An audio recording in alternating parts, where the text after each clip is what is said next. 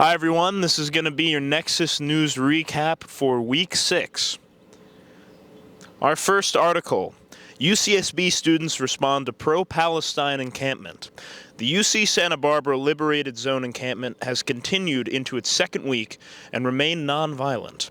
On May 6th, the anonymous group released its list of demands to the university. Since the encampment was erected on May 1st, between North Hall, known as Malcolm X Hall, and the UCSB Library, organizers have set up around 50 tents to an expansive size. Though other campuses across the nation have witnessed counter-protests and police shutdowns, there have been no major disturbances on the UCSB campus. UCSB Chancellor Henry T. Yang called the encampment unauthorized and said that the university must ensure campus safety and respect the right of everyone on campus to feel safe, in an email statement sent to campus on May 2nd.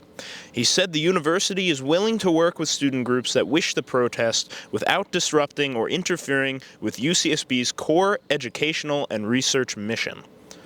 In demands listed by the anonymous group, they outlined wanting the university to disclose its Department of Defense-related contracts and investments and partnerships with the largest U.S. weapons manufacturers.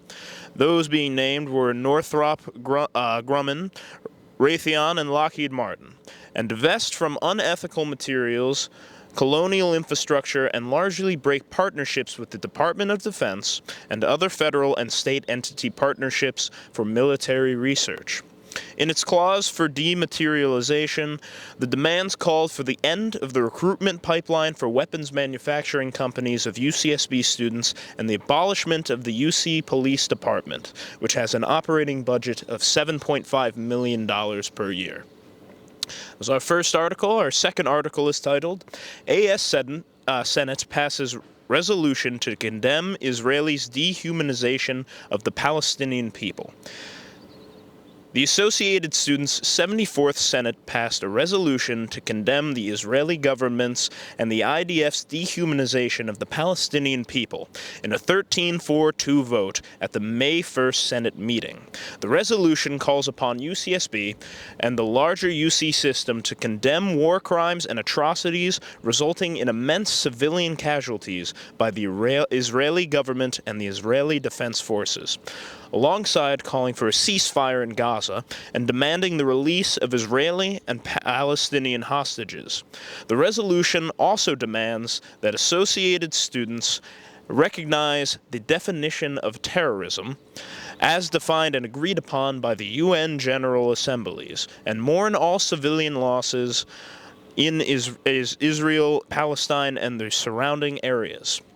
It also distinguishes legitimate expressions of solidarity for both the Palestinian movement and the Israeli people by students and organizations on campus from calls for violence and endorsements of terrorism.